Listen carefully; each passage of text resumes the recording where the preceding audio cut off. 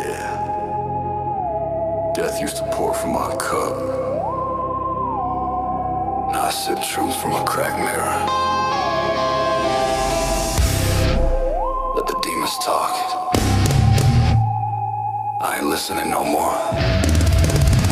Sober, but still wicked. I came from the grave with the blood on my bread. Ghosts in my liver still whispering dead. Pills in my past like a rosary chain. Every prayer was a needle deep drowning in pain. I danced with the devil in fluorescent light. He told me I'd never make it through the night, but I spit out poison, stared at his grin. Said I ain't your victim, I'm your next sin. Now I'm cold turkey, but my mind's still burning. Every heartbeat feels like a sermon. The reaper keep lurking, but I'm not returning. I build my throne from the bridges I'm burning. I'm sober in hell and I'm laughing at flames. I bury my vice, I remember the names. This pain is my proof, this blood is my gift. I rose from the pit, I'm the sober abyss. Cracked knuckles, black lungs, heart full of scars, but I shine like dead lights under the bars. Every relapse was a call from rehearsal. Now I'm baptized in my own reverse. They call me a fiend, said I rot in the dirt. Now I'm cleaning the world, it still loves to hurt. My demons wear halos, my angels got guns, and I losing sleep, I already won. Whiskey ghost still high in my veins, but I smile through the static and change. Cause sobriety ain't peace, it's war with your way, but I'd rather fight living than die half dead. I'm sober in hell and I'm laughing at flames. I bury my vice, I remember the names. This pain is my proof, this blood is my gift. I rose from the pit, I'm the sober abyss.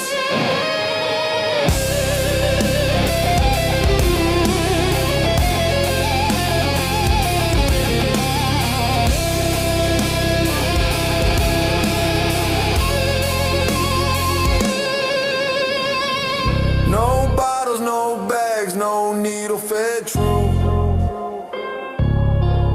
Just a mirror and a monster in the shadow of you. But I keep walking, head high through the grave. Cause the hardest kind of gangster is the one who stayed brave. Yeah.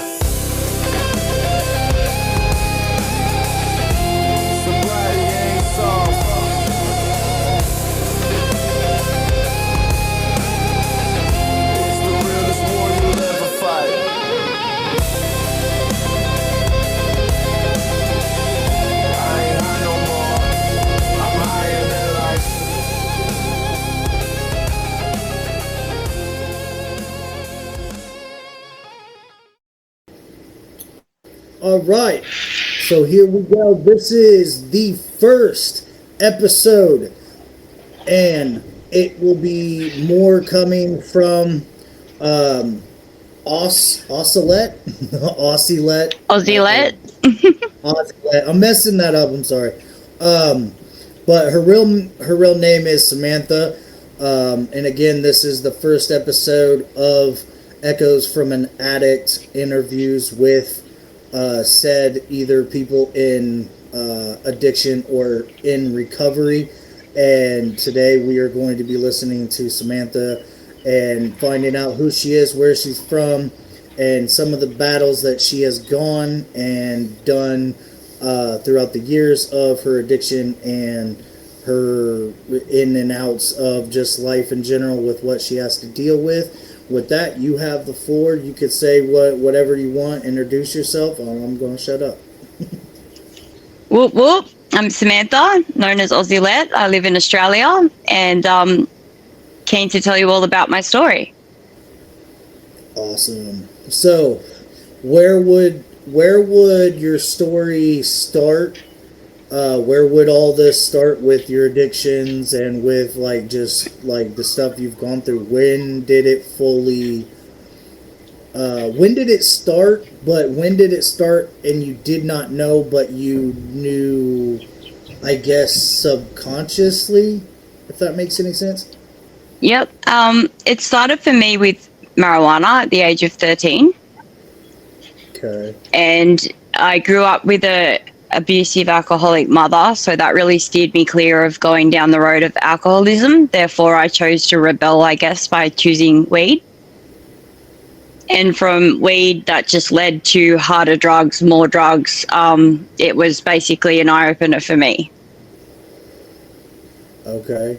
So what was all the other, like, what other drugs have you been through when it for using?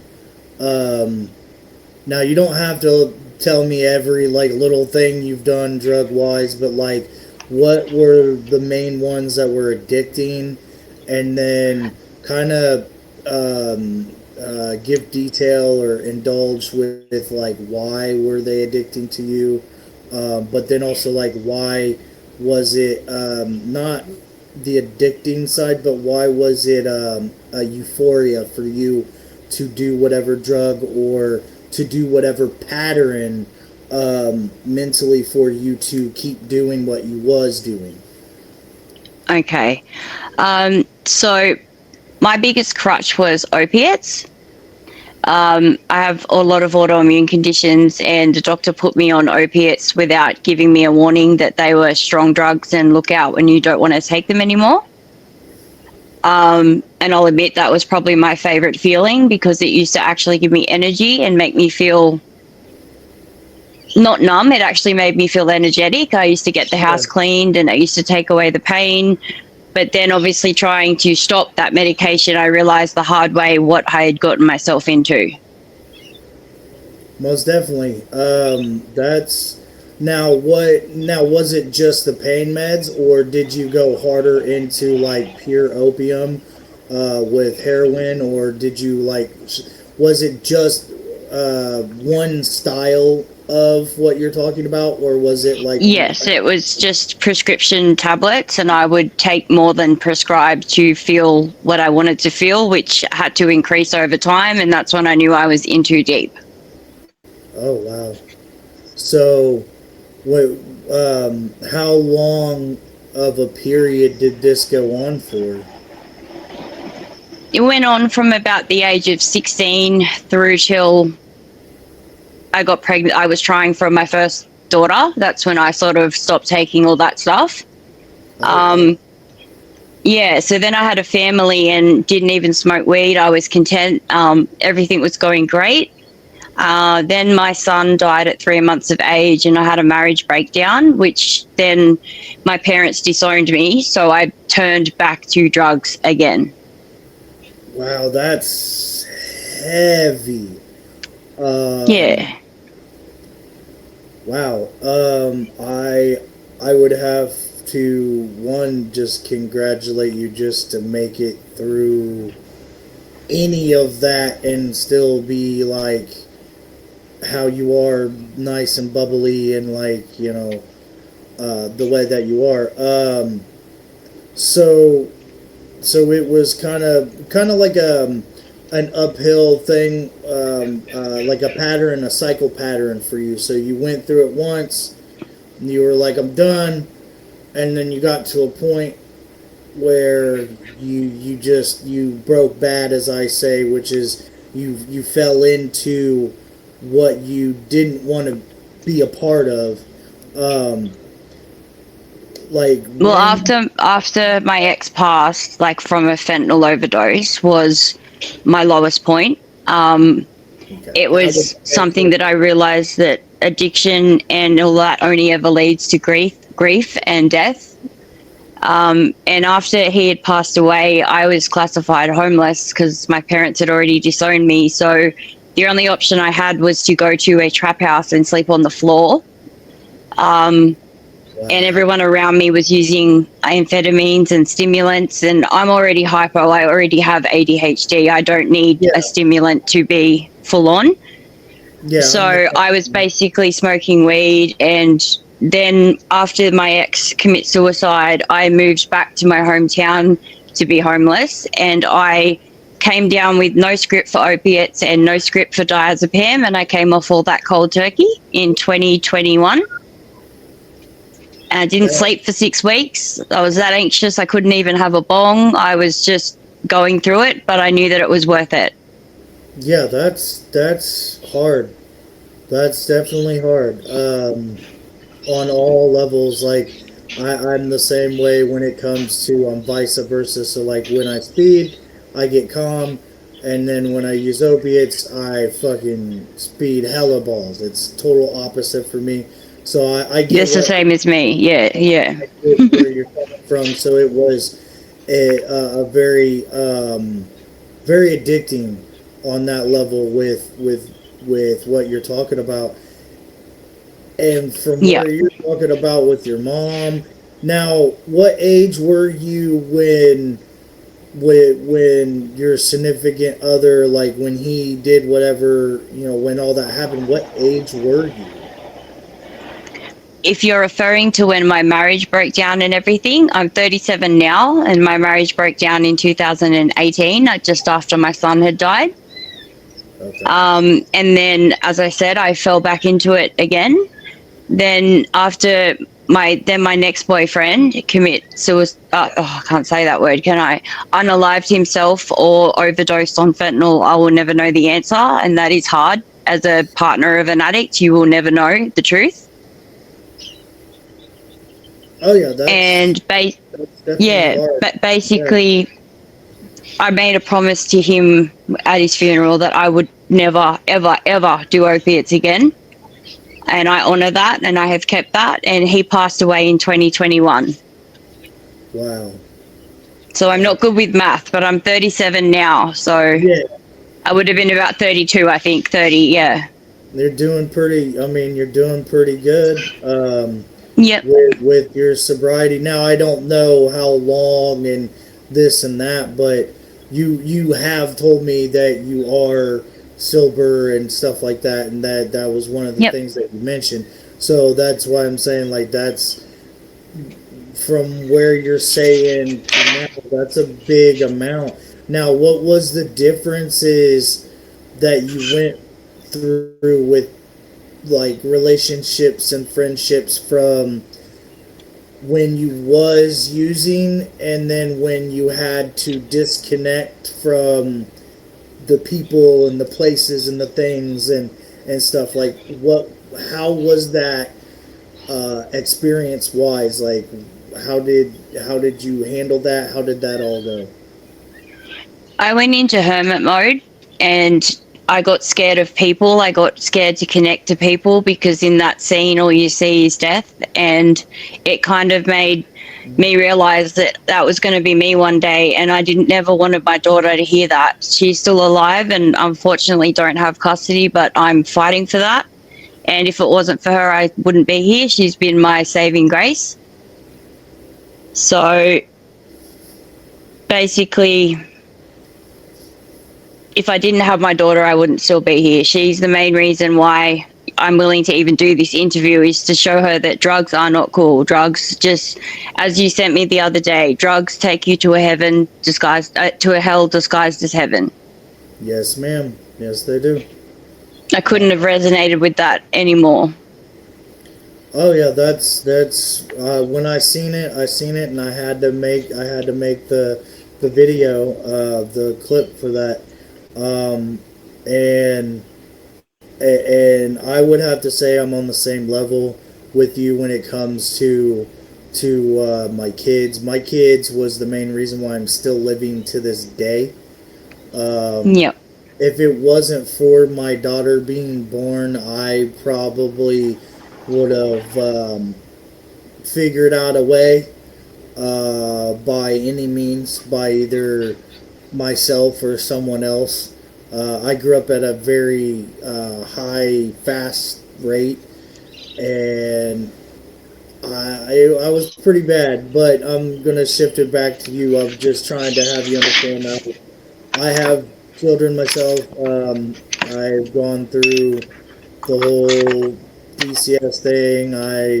I've done all that. I have an ex-wife. I was married for 11 and a half years. So I definitely can sympathize with what you're talking about with, losing the person that you love from drugs, but then also losing the thing that um, keeps you from wanting to do them, or keeps you from that emptiness that Yes, that void in the heart. yes, where you just don't know what you know what you're doing in life, but you don't feel like you're achieving what you fully want to do in life, because all you wanted was the family, if I'm not Yes. mistaken. Yes, You true. know, True. yeah. So I just wanted, again, I was just wanting to speak that a little bit of who I am, because that's the other thing about the podcast is I give small things about myself as I go. So as Yep. long as people pay attention, I could tell people certain things. So I definitely, my hat goes off to you, and keep fighting for your kids. No matter if you have to do an open adoption, or some type of an agreement, at the end of the day, no matter what you do, hopefully they know that you're doing it because you have to do it the way that someone else wants you to do it, instead of the way that you want to do it. That's Yes. the only thing I would say for them. And I just, hopefully, whatever is going on, it'll happen fast, and you can have Thank a family you. or have people back. I know how that feels, because I had to go through it by myself. Um, so it's very overwhelming. And then now the dying part, like having a loved one die, I have not had a loved one die, but I've had it kind of close because of drugs, and that getting in the way of the relationship and stuff. But keep going on with what you were saying about um, when the person that you was with passed away, and then the stuff, like we were just talking about with your kids and everything, and that's the main reason why you're still moving around. Now, I will say for people, I'm gonna give you a forewarning. So you did find the band Insane Clown Posse. Now the reason why I'm bringing it up is because it's been said from a lot of different people of their culture that they save or inspire, or uh, they give inspiration to people that are kind of in your line of where you're at in your life, where you need that inspiration. Now you're telling me that you found them, and ever since then, like, the way you have thought and the way you do things is different. Now, was there any other impacting type of thing that was positive, like them, From beforehand? ICP themselves, I loved gaining a family, having none in Australia. I loved gaining the community and the homies in the States. I felt so much more comfortable speaking through the phone than in person, because I have so much PTSD and anxiety over everything you witness in a drug house. Yeah. But ICP, like, I was in a psych ward, for example, and I was playing jump around. And then when I heard the Hurricane of Diamonds and I heard Blase Rose's verse, that showed me that it is a form of therapy. It doesn't mean you're going to go and do it, but it's a really good form of therapy when you're sort of in that either heavy metal or rap, but you're not happy. You need to vent some anger or Yeah. visualize some twisted things. But I Yeah. found it a Yeah. good form of therapy. But ever since I was 13, I like went to high school and was bullied. I was also listening to Slipknot. People Equal Shit to this day still brings me out of a bad mood. So definitely heavy metal, ICP, and just all of the artists in the horrorcore genre in general has really helped me see that it is a family, it's a form of therapy, and it's from the heart. I would have to agree, on all levels. Yes, it does sound biased because I do love horror, and I'm a horror fiend. But um, regardless, what you're saying, no matter if it's ICP, no matter if it's like you said, Hatebreed or Cradle of Filth or Yes, Cradle of Filth. I was listening to that yesterday. I was quite angry, and I had Cradle of Filth going. like Disturbed or Corn or like Yes, yes, Marilyn yes. Manson. Like, System of a Down, I'll admit, when I was coming off the opiates, the Toxicity album by System of a Down, being heavy, angry, and abstract themed, was the only album I could play on repeat whilst detoxing for 14 days. oh yeah, definitely. I could definitely, yeah. Yeah, it That's was angry, it was heavy, it was about random stuff, and it didn't trigger the urge to use. It sort of helped me get through those harder days. Because once you've hit 14 days, the hard part's done, and then it just starts to get easier and easier. yep. Yes, it does. Yeah, the first I would have to say because I'm in my 10th year from most man-made substances when it comes to drugs. So I have 9 years of being clean.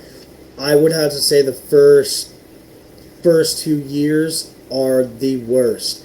Now most people are Yes. gonna say, well, no, it's like 30 days. No, it's way longer than what someone that hasn't wanted to get clean would think. If Yes. that makes sense. Yeah, no, it does. It does. You have to want to, but so many people want to numb their feelings and numb their pain, and I've learnt that you have to feel to heal. You can't numb it out. You have to feel it to heal from it. Right. That is definitely yes. That is definitely very um, impacting to say. So okay, so the reason why I was bringing up the music and the positivity side of the music, now, other than the music, when you started to come out of the days of being in substance abuse and going, on and off and on that roller coaster. Um, what was the things when you were coming off of it that kept you going? What was the little things, not the things that most people is gonna be like, well, you need to get a job, you need to stay busy, you need to write, you need like what was the tiny itty bitty like small things that was the main thing? Okay, this might sound stupid. Crystals help me immensely, whether it's mind over matter, but they help me immensely. I used to put my headphones on every morning and just go for a walk because of the leg aches and stuff that you would get coming off. So I used to exercise bare minimum. And I actually, funny enough, found that watching things like other people speaking on YouTube about their addiction and how they got clean whilst I was trying to do it actually helped. And as I've said before, if it wasn't for my daughter, I wouldn't still be here. She was the one main reason why I kept carrying on. And what doesn't kill us does make us stronger. Oh yeah, definitely. Conan is awesome. I love that movie. But the actual quote is awesome as well. Um, so so basically, before you had your daughter, what were you to that breaking point of it's either going to be you're going to either be covered up, you're either going to be covered up, either be locked up, covered up, or buried. No, I wouldn't say my drug use was because I had her in I was married for 12 years, so I had a husband, I guess, that helped me. He wouldn't let me smoke weed, so I guess there was no drug use while I was married and had my daughter. But then after my son dying and then losing custody of her, me and my boyfriend moved to the city, the one that accidentally overdosed from fentanyl. And that was the one moment in my life where I just thought, all I have left in this world is my little girl, and everything I do for her. That's awesome. Yeah, So that's really awesome. Yeah. And wherever you are at, I don't know her name, but wherever she's at, she's very special. she's one loved little girl, and mommy can't wait to see her again. That's awesome. Hopefully that does happen. Now, You can see. Okay, I'm gonna let this roll for a few more minutes. I'm trying to think of like some other different questions. Um, what type of like, I guess, mindset? Okay, what type of mindset, and then what type of relationships did you have? And you can answer on both sides of the fence of like being in addiction and then being out of it. Like, what's the mindset there? What was your mindset when you were in addiction with relationships? And this is everything from like your husband to your friends to like, what was the mindset with all that? Numb the pain. Unfortunately, I was stuck in the realization or the thought pattern that it was numbing the pain and helping me, which I learnt the hard way it wasn't. Whilst out of addiction, my mindset, my mentality has just been mother mode. Just get your daughter back, just be a mother. If you get asked to do a poly test, smile and grin knowing that you'll be clean, and just do everything that I can to be sober for her. That's awesome. That's great. That is great. So what? So other than the stuff that we've touched on with the addiction part of you. So what other stuff do you have any like well, you said ADHD, so you have ADHD, and what other And like refractory anxiety and PTSD. now what's the first one? The others I understand, but what is that? Refractory means not Yeah. treatable. So, in other words, it doesn't matter what they prescribe me, what kind of diazepam dose, it is not treatable. It's something that I just have to feel, sit with, and feel, which is where this music's helped me. I used to network. I started networking with family in the States in 2017 when my son died. And if it wasn't for all you homies out there, whoop, whoop, I also probably still wouldn't be here, because as much as I'm here for my daughter, I haven't seen her for 8 years. And you guys have been in my life through video calls, and it's you guys that have helped me through this. Are you close to like being able to start doing like visits or being able to be around her, or do you know anything of like that you guys are going to that they're going to try to do a I can't think of the word, joint, Evaluation. yeah, revaluation, or like a joint, uh, oh, when they're trying to put the children back into the home. I can't think of the right terminology, but are they going to try to do that with you right now, like with what you're doing, or? I've registered with the system in Australia for mediated visits, which is what my ex-husband wanted. Unfortunately, that process can take 6 to 12 months to even start. The system is really slow here. So my cousin has actually been speaking to my ex-husband, explaining that he trusts me with his kids and asking if he would trust my cousin to do a supervised visit. And thank God my family and everyone around can actually see that I'm not on drugs. And my cousin relayed, she's looking the best she's ever looked in a long time. You should really let this happen. So maybe in 2 weeks. That is the best out of that whole thing. That's the best word for that. I could go from 8 years to 2 weeks. Yes, she was 5 when I seen her last. She's 11 and she's going into high school next year. And I just want to be that mum that I never had. I want that mum that's at assemblies and the mum that goes to the school things, a supportive mother. So I guess I'm nervous as to see her, because she's 11 and I'm pretty sure if she's anything like I was at that age, she's going to definitely not hold back when it comes to yelling at me for not being in her life. But Yeah, I'm never going to diss her father.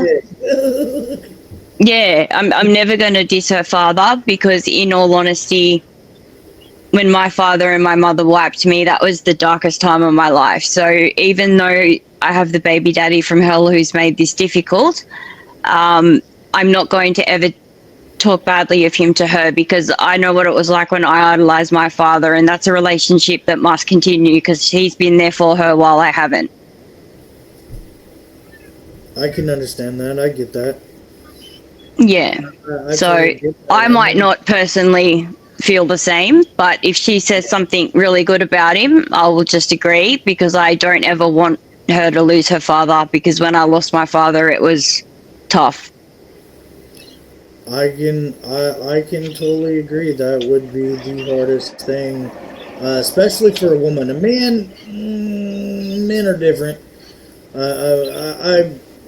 I know I sound bad, but yeah, men are different. Like we might be bothered by that or bothered by losing somebody over time, but we get over it quick. Women have more feelers in you, so y'all stay in that mindset more than men do. So that would be a hard thing to overcome and to, like you said, to take away somebody that's there and then try to fill that person's shoes. That would be a very very not good thing to do. Um, As I but say, home is where the heart is, and to have her under my roof sleeping soundly, knowing she's safe, is all this mum wants. And if that means I have to stay sober, it's well worth it. oh yeah, no, I believe from what you've told me and from what I can gather from you, I think that more than likely you will get your daughter and stuff will happen different Thank you. for you. Now what? Okay, so you were saying that you were starting the Ocelot YouTube channel, which you already have Aussie out there. let, yes. So I Yep. will have that down in the description of this video for everybody to go check her out. But what is also like the other stuff that you do other than the YouTube? Like, what do you do maybe for not really work? Because you said that you do stuff for you get Social Security or you get some type of setup with that. What Yeah. hobbies or what like small little craft things that you like to do or create? Gardening. I like to ground myself. I like to get out in the garden and I like to watch things grow. And I like to get my hands dirty with my star sign and that, like an earth sign. I just need to be grounded. I can get quite hot headed. So on my YouTube channel, I'll be digging into doing artist interviews, Juggalo chef interviews, Juggalo author, Juggalo wrestler, anything anybody wants to see. It's just a distraction from what's going on at the moment with not being able to see my daughter. Every time I get bad news there, I just jump online and there's always a homie there to chat and supportive, and it's such a loving community. I'm so blessed. So Definitely, yeah, definitely. and I love driving. I used to drive V8 supercars like around the track because I'm born on my dad's birthday. So when he was in my life, I was a race car driver. I love doing that. Okay. But music is my life. I'm constantly playing headphones, and that's sort of, I can't stand the silence. Ever since losing your family, the silence is the loudest noise to me, if that makes sense. Yeah, that makes 1000%. You're just like me. You don't like awkward silences. You have to. Not when you're used to having two kids and a husband and a family. And no, yeah, the silence screams the loudest noise to me. Yep. Yep. Yeah, I get that. Yeah. Let's see. I'm trying to think of just other things other than the hobbies. What stuff do you like to collect? Collect crystals. Crystals. No, Crystals. oh, I'm very spiritual, so I do like tarot readings for friends that are depressed. So anything sort of spiritual, Tibetan sound bowls, that sort of thing. I basically, in Australia, it's hard to get merch sent over from the States. Otherwise, I would be collecting everybody that I follow artist-wise as merch. But basically, I just look after my car. I love doing my car up with full sound systems, so the music's just pumping. And yeah, I'm about to get back on the road again, which will be another positive in my life. So I have been that low at times where I've only had to be able to focus on the next 10 minutes. I was not able to look at the next day. That was too hard. Just 10 minutes at a time, one task at a time, tick it off and it's done. And that is an uplifting feeling. And to know that I'm this close to seeing my little girl is just, that was what I needed to hear. Right.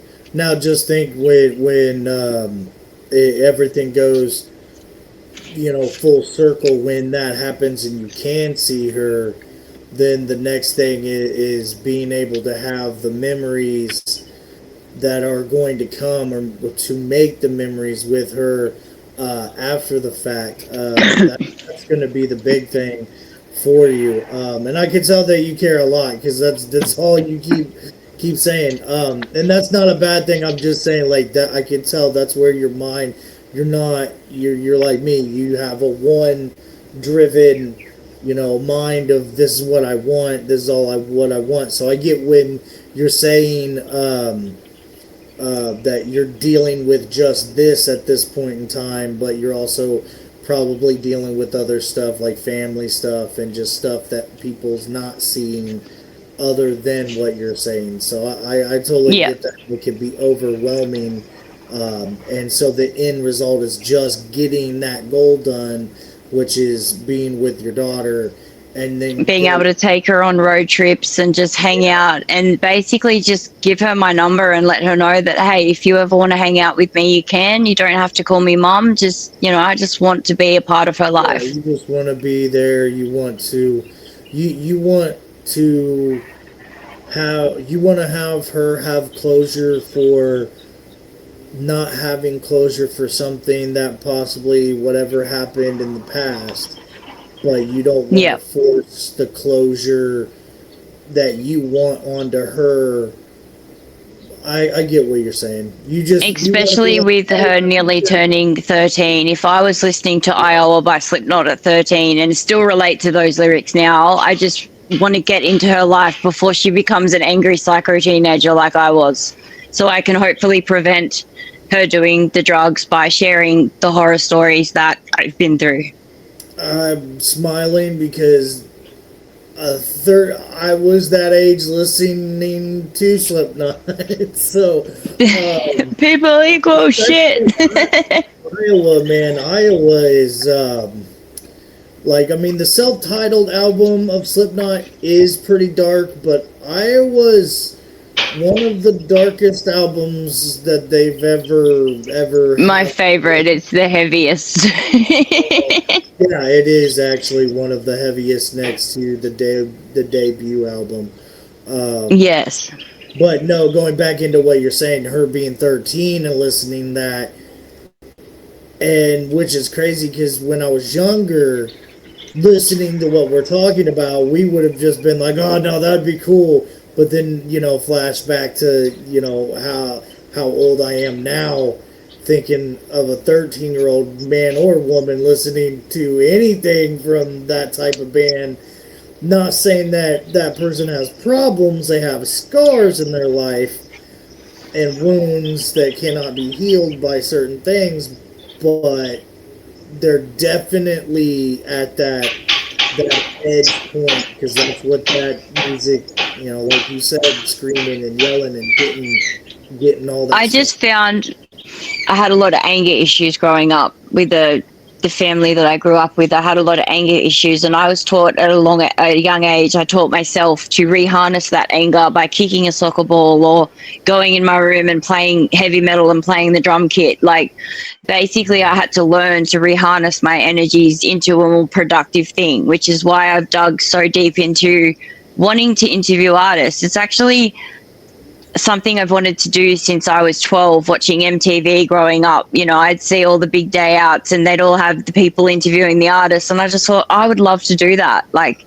that to me would be an honor. Oh yeah, it's fun. And listening to Cartoon Bondurant, shout out to Cartoon Bondurant, because a lot of his music I relate to so much, especially with the loss of his daughter, the loss of his partner, then getting clean. Like, that's sort of, his music really helped me. Yep.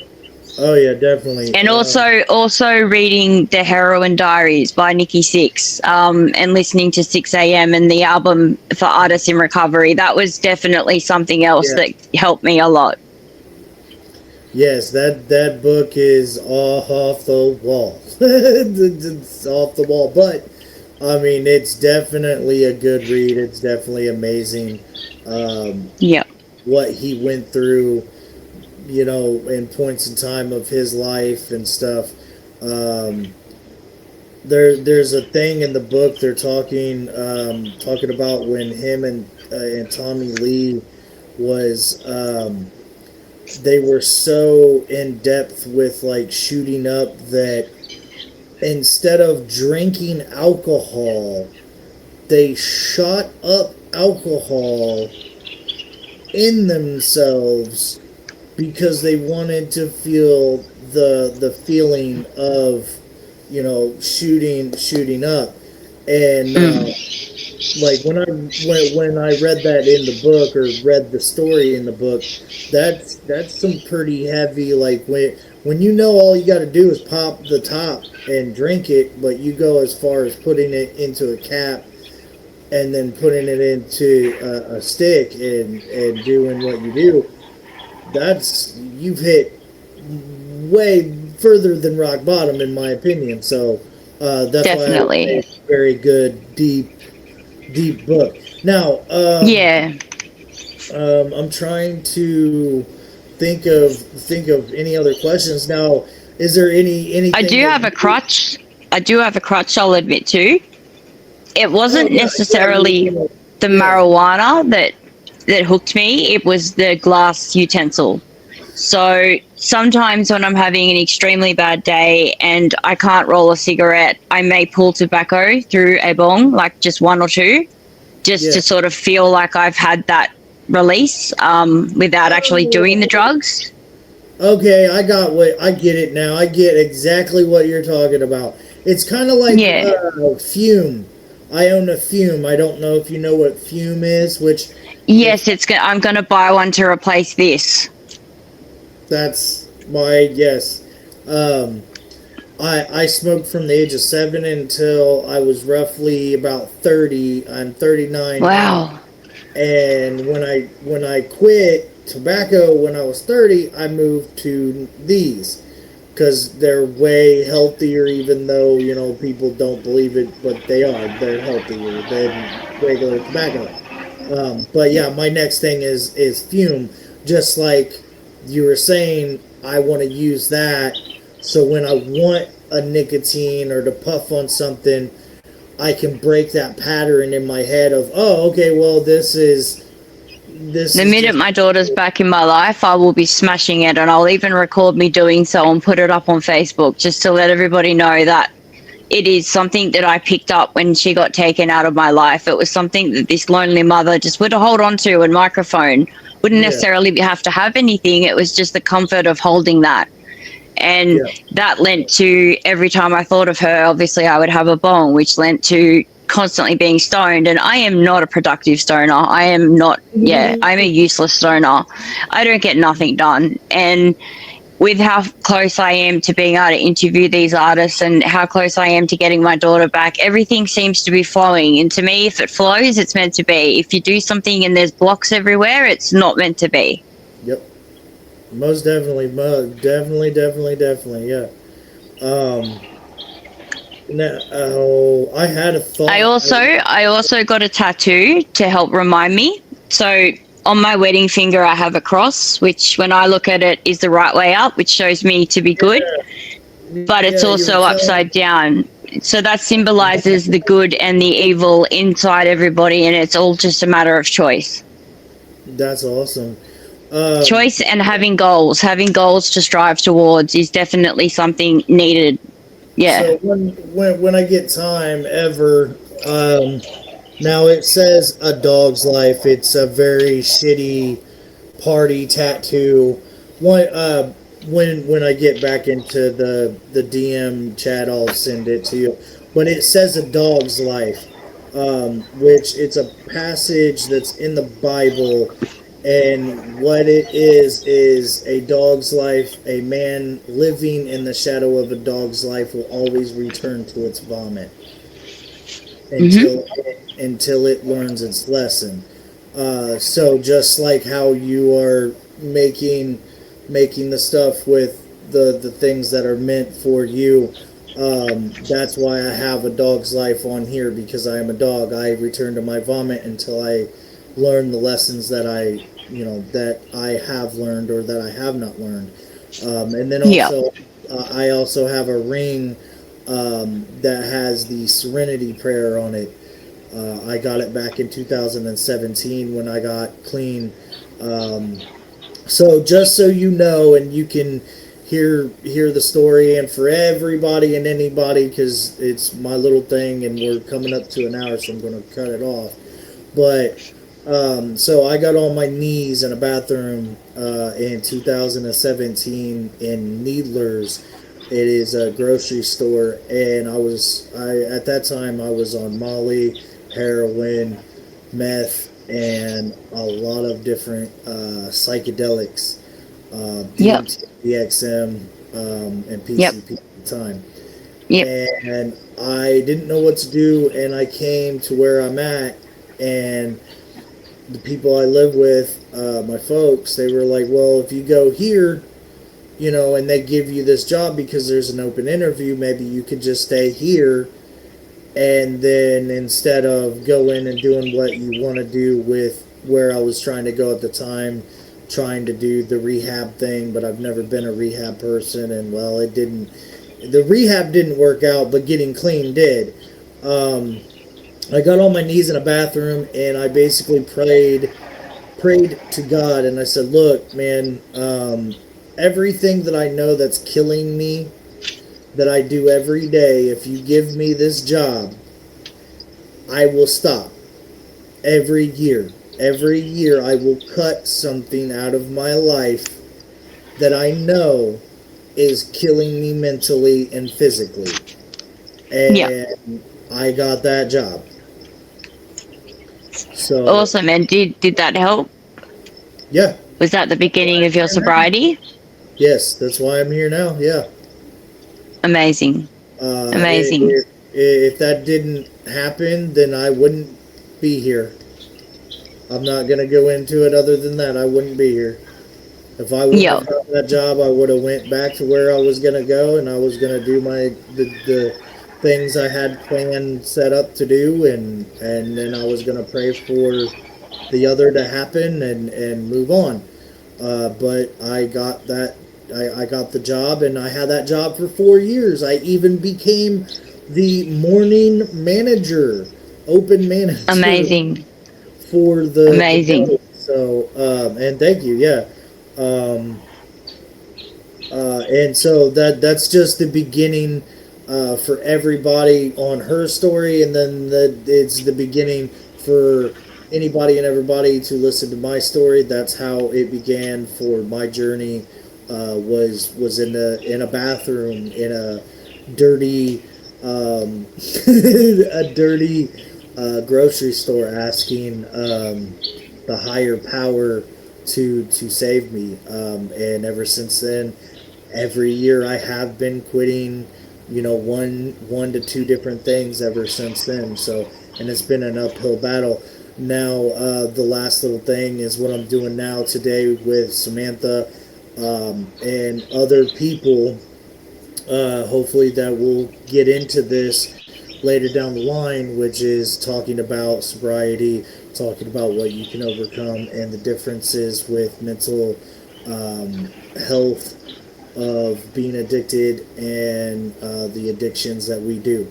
So I want to say thank you for anybody that stayed this long and listened to her, listen to me. There will be another one of these, most definitely coming. She will have another one. Hopefully my daughter's back in my life. and hopefully around that time, like whenever this happens, maybe the day or day of or day after, we can get with you and do an interview. But she will definitely have more episodes to come. I'm just not going to lie to nobody. I'm running out of different things to talk about and different things to ask, and so I don't want to bleed this out to where there's nothing to bleed it out. So I want to cut it off. So with that one, stay the positive, never to the negative. Always remember that. Go over the day, baby. You play. You only get one life to live. You better live it for today. Stay ablaze, stay amazing, stay true, stay you no matter what you doing. Whoop whoop.